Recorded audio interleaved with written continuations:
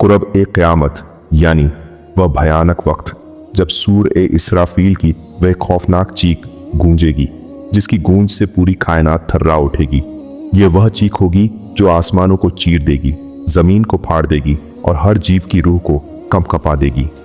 उस जलजले की शुरुआत इतनी भयावह होगी कि दूध पिलाने वाली माएं अपने नन्हे बच्चों को भूल जाएंगी। गर्भवती औरतों के गर्भ उस हद तक डर से ठिठक जाएंगे कि उनका समय रुक सा जाएगा। ये चीख हर पल और तेज होती चली जाएगी और उसकी शिद्दत से इंसान, जानवर, पक्षी, कीड़े मकोड़े सब मरते चले जाएंगे, यहाँ तक कि जमीन और आसमान में कोई भी जानदार जिंदा न बचेगा। जमीन फट पड़ेगी, पहाड़ रुई की गालों की तरह हवा में उड़ने लगेंगे, सितारे और ग्रह टूट टूट कर बिखर जाएंगे और अपनी रोशनी खो देंगे। सूरज, चांद, तारे सब मौत के आगोश में समा जाएंगे। यह वह दिन होगा जब पूरी कायनात का अंत हो जाएगा। लेकिन मेरे प्यारे दोस्तों, यह कहानी सिर्फ उस खौफनाक चीख तक नहीं रुकती।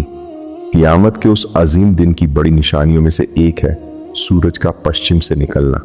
आज हम बात करेंगे कि उस वक्त मालदार मुसलमानों के दिलों में कितनी दिलदारी बाकी होगी और लोग किस हद तक झूठ का सहारा लेंगे।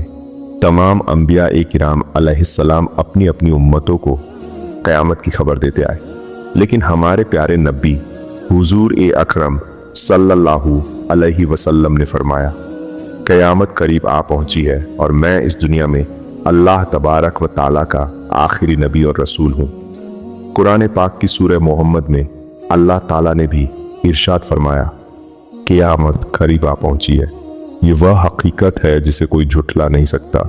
हज़रत अली रजी अल्लाहु ताला अन्हु फरमाते हैं कि एक बार हम रसूल पाक सल्लल्लाहु अलैहि वसल्लम के साथ मस्जिद में बैठे थे।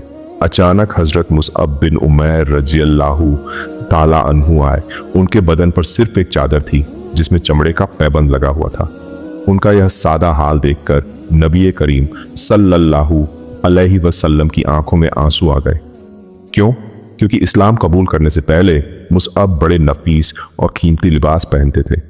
फिर आपने फरमाया, मुसलमानों, उस वक़्त तुम्हारा क्या हाल होगा जब सुबह को एक जोड़ा पहनकर निकलोगे और शाम को दूसरा जोड़ा पहनोगे, जब तुम्हारे सामने पीने के लिए एक प्याला रखा जाएगा और दूसरा उठाया जाएगा, जब तुम अपने घरों को जेबो जीनत के लिए तरह तरह के पर्दों से ढक दोगे जैसे काबे को कपड़ों से ढका जाता है। ये सुनकर सहाबाए किराम रजी अल्लाह ताला अन्हुम ने कहा, या रसूल अल्लाह, क्या उस वक़्त हम आज से बेहतर होंगे? इबादत के लिए फरागत होगी, मेहनत की ज़रूरत नहीं पड़ेगी। लेकिन अल्लाह के रसूल ने जवाब दिया, नहीं, तुम उस दिन के मुकाबले आज ही बेहतर हो। आज तुम ज़ाहिरी तौर पर गरीब हो, लेकिन ईमान की दौलत से माला माल हो। उस ज़माने में तुम माल से मालदार होंगे, लेकिन ईमान से मुफलिस रहोगे। हकीकत तो ये है कि आज वही ज़माना आ चुका है। अल्लाह ताला ने मुसलमानों को इतना माल दिया कि अगर वे उम्र भर न कमाएं और सिर्फ दीन के कामों में लगे रहें तो भी उन्हें तंग दस्ती न झेलनी पड़े। सहाबा ए किराम के वक़्त की तरह इबादत में वक़्त गुजार सकते हैं। मगर अफसोस, आज मालदार मुसलमानों को आखिरत की फ़िक्र नहीं। उन्हें बस बेहतरीन खाने, शानदार लिबास और ऐश व इशरत की चिंता है। स्कूल का जोड़ा अलग, बाजार का लिबास अलग, रात का पहनावा अलग। घरों में तरह तरह के पकवान बनते हैं और वे इसी में मस्त हैं। अल्लाह के सामने सजदा करने का ख्याल तक नहीं आता। क़यामत की बड़ी निशानियों में एक निशानी है सूरज का पश्चिम से निकलना। हज़रत अबू जर रजी अल्लाह ताला अन्हु फरमाते हैं कि एक दिन सूरज डूबने के बाद रसूल पाक सल्लल्लाहु अलैहि वसल्लम ने पूछा, क्या तुम जानते हो कि यह सूरज कहाँ जाता है? मैंने कहा, अल्लाह और उसका रसूल बेहतर जानते हैं। आपने फरमाया, यह सूरज अर्श के नीचे पहुंचकर अल्लाह को सजदा करता है और पूरब से निकलने की इजाज़त मांगता है। मगर एक दिन ऐसा आएगा कि उसका सजदा कबूल नहीं होगा। वह इजाज़त मांगेगा, मगर उसे कहा जाएगा, जहाँ से आया है वहीं लौट जा। फिर वह पश्चिम से निकलेगा। हज़रत सफ़वान बिन अस्साल रजी अल्लाह ताला अन्हु की रिवायत है कि नबी करीम ने फरमाया, पश्चिम में अल्लाह ताला ने तौबा का एक दरवाज़ा बनाया है जो 70 साल की दूरी जितना चौड़ा है। यह दरवाज़ा तब तक खुला रहेगा जब तक सूरज पश्चिम से न निकले।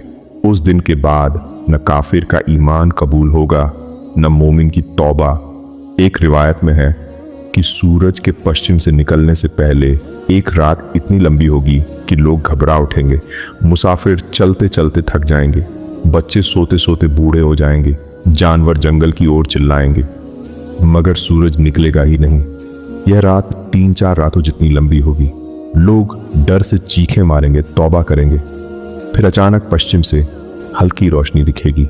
सूरज निकलेगा मगर उसकी रोशनी ग्रहण की छांट जैसी फीकी होगी। दुर्र-ए-मंसूर में है कि वह सूरज आसमान के बीच पहुंचकर वापस पश्चिम में डूब जाएगा और अगले दिन फिर पूरब से निकलेगा। उसके बाद मक्का के पास सफा पहाड़ जलजले से फटेगा। उसमें से एक अजीब जानवर निकलेगा, दाब्बतुल अर्ज। यह क़यामत की आखिरी निशानियों में से एक होगा। इसके बाद 120 साल तक इंसान जिंदा रहेंगे, फिर क़यामत आ जाएगी। तो मेरे दोस्तों, ये कहानी हमें सोचने पर मजबूर करती है। आज हम माल में डूबे हैं मगर ईमान से खाली हैं। सहाबा गरीब थे मगर दीन पर मजबूत थे।